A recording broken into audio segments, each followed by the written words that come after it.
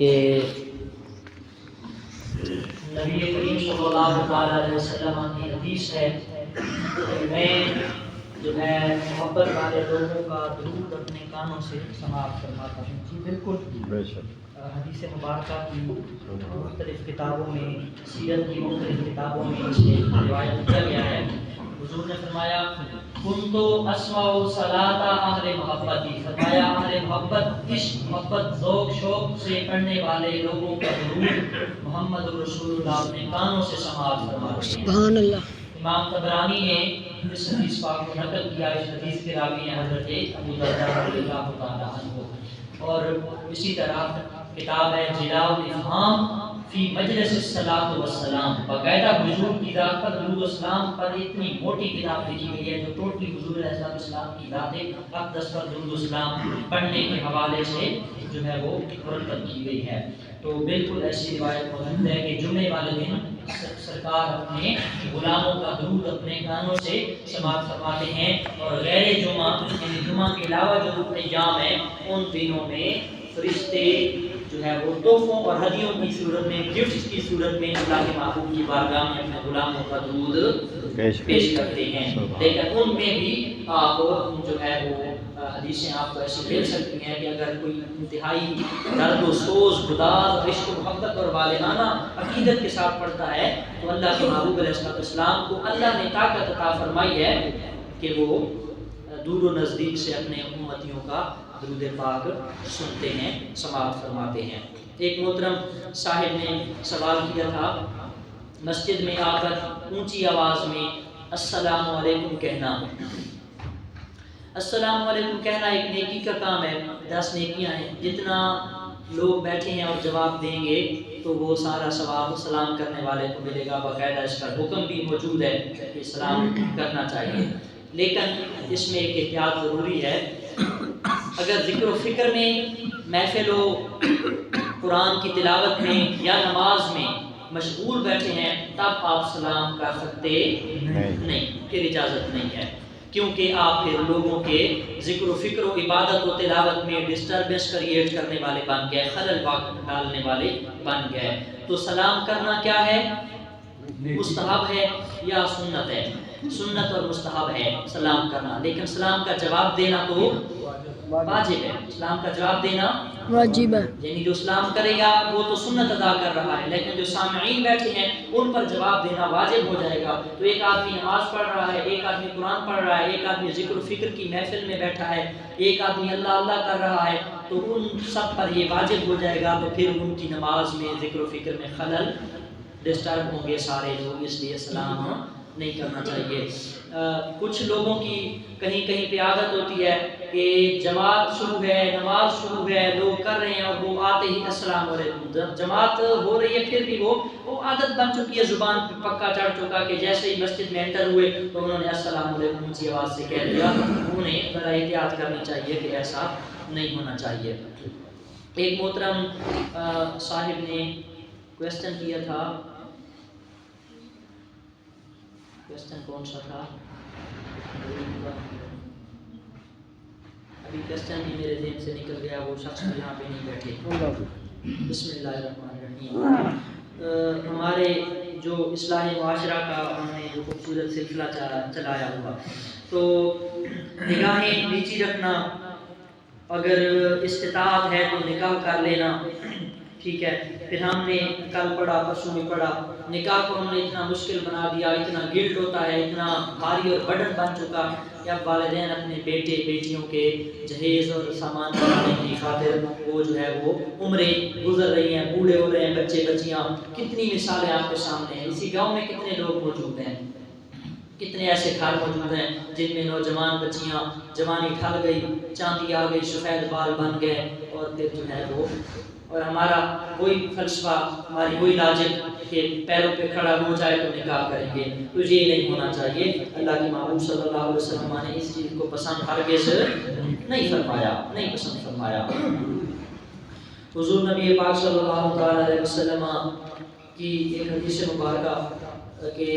حضور نے ارشاد فرمایا ایک زمانہ ایسا ہوگا ویسے یہ حدیث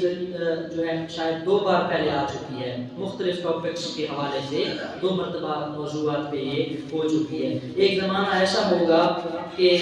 لوگ مسجدوں کے دروازوں کے پاس آئیں گے، بیٹھے ہوں گے، نماز پڑھ رہے ہوں گے، حالانکہ ان کے گھروں میں ان کی عورتیں ننگی ہوں گی، یعنی کپڑے پہنے ہوں گے لیکن نہ پہننے کے برابر، نہ پہننے کے برابر۔ تو ایسا زمانہ آپ کے سامنے ہے کہ ماحول ہمارا کیا چل رہا ہے۔ نساء کاسیات عاریات ممیلات مائلات، وہ عورتیں کپڑے پہنے ہیں لیکن حضور فرما رہے ہیں عاریات، وہ ننگی ہیں، ممیلات مائل کرتی ہیں لوگوں کو اپنی طرف، اٹریکشن، اتنا اٹریکٹ لباس، ممیلات خود بھی مائل ہوتی ہیں، لوگوں کو بھی مائل قائل کرتی ہیں، رؤوسہن بختے، اور ان کے سر جو ہے وہ اونٹ کی طرح اونچے نکلے ہوئے، لا يدخلن الجنت، ایسی عورتیں ہرگز جنت میں نہیں جائیں گی،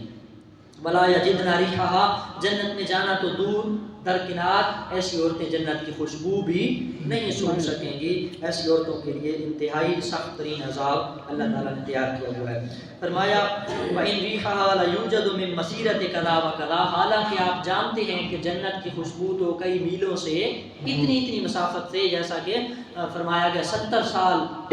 کی مسافت، ایک تیز ترین گھوڑا سوار جو ہے وہ سواری کرے 70 سال میں جتنا مسافت، جتنی ڈسٹینس طے ہوگی، تو جتنا 70 سال میں فاصلہ طے ہوگا، اتنی دور سے جنت کی خوشبو آتی ہے۔ فرمایا وہ عورتیں لا یجدن ریحھا، جنت کی خوشبو نہ پہنے گی۔ اور یہ بھی حدیث مبارکہ موجود ہے، آپ سب کے علم میں ہے کہ ایک عورت اپنے ساتھ 4 لوگوں کو جہنم میں لے جائے گی، ایک عورت اپنے ساتھ 4 لوگوں کو جہنم میں لے جائے گی، ان 4 کا قصور نہیں ہوگا، قصور یہی ہوگا، اتنا ہوگا کہ انہوں نے شرعی لباس یا شرعی پردہ کیوں نہ کروایا، شریعت کے مطابق پردہ کیوں نہ کروایا۔ اور ہمارے یہاں تو درد اتنا ہے، اتنا یہ کام ہمارا خراب ہو چکا کہ نبی کریم صلی اللہ علیہ وسلم کی احادیث کا ہمیں پاس ہی نہیں ہے۔ یہ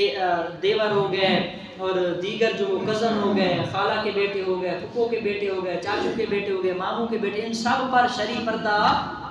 لازم ہے۔ تو حضور سے پوچھا گیا کہ خامند کا بھائی تو گھر میں رہتا ہے، فرمایا الحم موتن، وہ دیور تو موت ہے، بچنا چاہیے، اس سے بھی پردہ کرنا چاہیے، لیکن یہ ممکن نہیں ہے، بیان کرنے کو تو میں کر دیتا ہوں، یہ ممکن نہیں ہے۔ جیسا کہ اس دن مسئلہ ہوا کہ سوال پوچھا گیا کہ وہ دولہا آتا ہے تو کیمرے والے آتے ہیں، تو میں نے کہا کیمرے والے نہ، ایک موبائل والا لے آئے۔ تو ایک بزرگ صاحب فرمایا، ان کی بات ٹھیک ہے کہ کیمرہ ہو یا موبائل ہو، بات تو ایک ہے، لیکن کم از کم کیمرے والے 8-10 لوگ آتے ہیں، موبائل والا تو ایک ہی ہوگا نا، کچھ تو بے ادبی کم ہو جائے گی نا، کیونکہ کہنے سے کون سا رک جاتا ہے۔ آپ دیکھ لیں 4-5 دن بعد، 10 دن بعد شادی ہوگی تو میرا بیان، میرا لیکچر آپ سن چکے، 70-80-100 لوگ ہیں، اگر کوئی عمل کر کے دکھائے تو میں سلام کروں گا، لیکن عمل نہیں ہوگا، عمل نہیں ہوگا۔ لیکن اس بات پہ تو عمل کیا جا سکتا ہے کہ کیمرے والے کو مسجد میں نہ آنے دیں، وہ ایک موبائل لے لیں کہ یار دولہا صاحب نماز پڑھو، آپ کا موبائل پہ پکچریں آپ کی یادگار کے لیے بن رہی ہیں، فلم میں آ جائے گی، ویڈیو بن جائے گی، تو ضروری نہیں ہے کہ وہ کیمرے والے، کیونکہ یہ ایسا کام ہے جتنی بار آپ روکیں، رکتے تو ہم نہیں ہیں، کون سا رک جاتے ہیں، نہیں رکتے۔ بہرحال وما علینا الا البلاغ، قرآن کہتا ہے ہمارے اوپر جو رسپانسبلٹی ہے وہ پہنچا دینا ہے، وما علینا الا، ہماری ذمہ داری ہے ہم لوگوں تک حق بات پہنچا دیں، آگے کوئی عمل کرے نہ کرے۔ وہ ایک صاحب پچھلے دن ان کے پاس ملاقات پہ گیا تو انہوں نے کہا میں نے اپنی مسجد میں سلسلہ شروع کیا تھا اصلاح معاشرہ کا، تو لوگوں کے حقوق وغیرہ، حقوق العباد کا، تو میں نے دیکھا کہ میری باتوں کا اثر نہیں ہے، لوگ عمل نہیں کر رہے، میں نے بند کر دیا، چھوڑ دیا۔ میں نے کہا بھائی اسی تے لگ گیا، کوئی عمل کرے نہ کرے، ہم نے تو حق بات کہنی ہے، چاہے وہ بری لگے، ڈس ہارٹ ہو، دل آزاری ہو، دل شکری ہو، تو میں اس کے لیے ایڈوانس بھی معذرت خواہ ہوں، وقتاً فوقتاً جمعے پہ بھی معذرت کرتا رہتا ہوں کہ باتیں تلخ ہیں، حقیقت ہے، سخت ہے، لیکن حقیقت پر 100% حقائق مبنی ہے، حقیقت پر، یہ ہمارا معاشرہ ایسا چل رہا ہے۔ بہرحال بتانا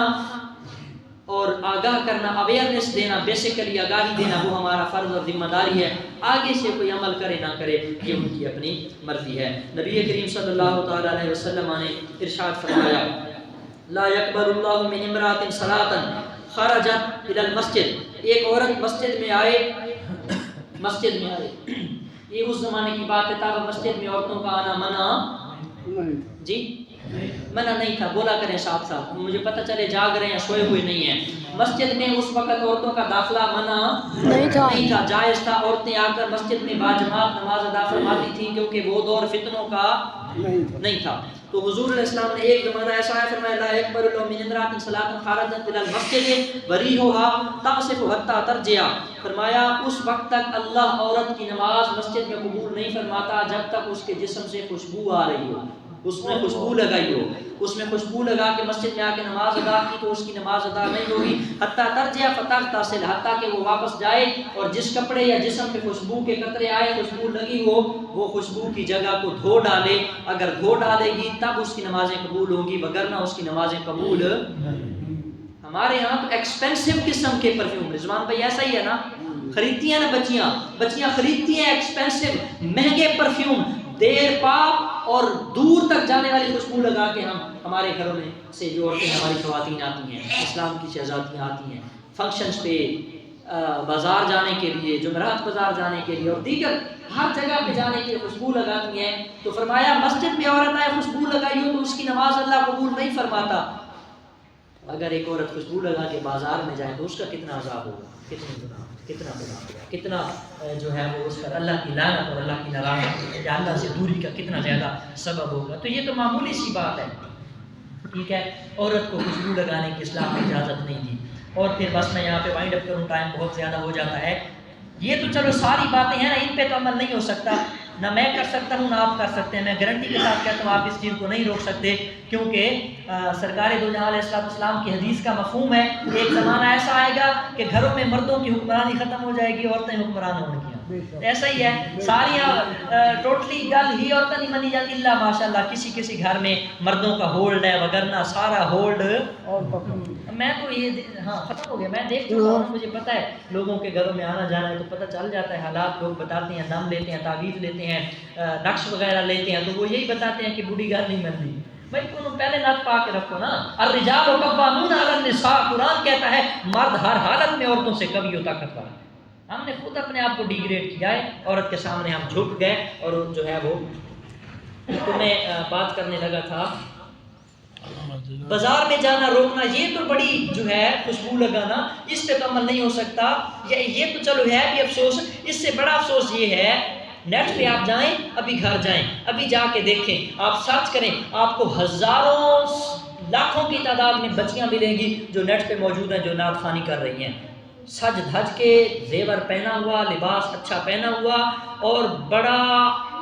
ٹائٹ اور چست لباس پہنا ہوا، خوشبو لگی ہوئی ہے، گجرے ہاتھوں میں پہنے ہوئے ہیں، اور جو ہے رنگیں پہنی ہوئی ہیں، ٹوٹل مزین ہے زیورات کے ساتھ، اور حضور کی نعت پڑھ رہی ہیں۔ ہاں جی سوچیں نا،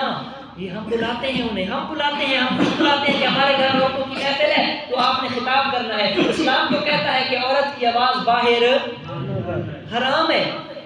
عورت کا معنی ہی چھپانا، عورت کا معنی ٹوٹلی چھپانا، کور کرنا، ٹوٹلی چھپا کے رکھنا۔ لیکن درد یہ ہے کہ عورتوں نے محفلیں شروع کر دی ہیں، میلاد منانے شروع کر دیے، میلاد کے قائل ہیں ہم، میلاد کے منکر نہیں ہیں ہم، تو حضور کی غلامی میں جو ہے وہ کریں، میلاد منائیں، محفلیں نعت خوانیاں کریں، ذکر و فکر کریں، ضرورت ہے، جتنا اسلام میں حصہ اور حق مردوں کا ہے اتنا ہی سیم برابر عورتوں کا ہے،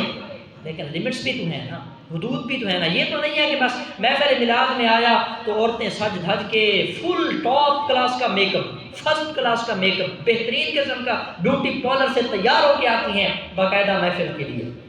ہاں نہیں دیکھا نا، نیٹ پہ آپ جا کے دیکھیں، ابھی کسی جو ہے وہ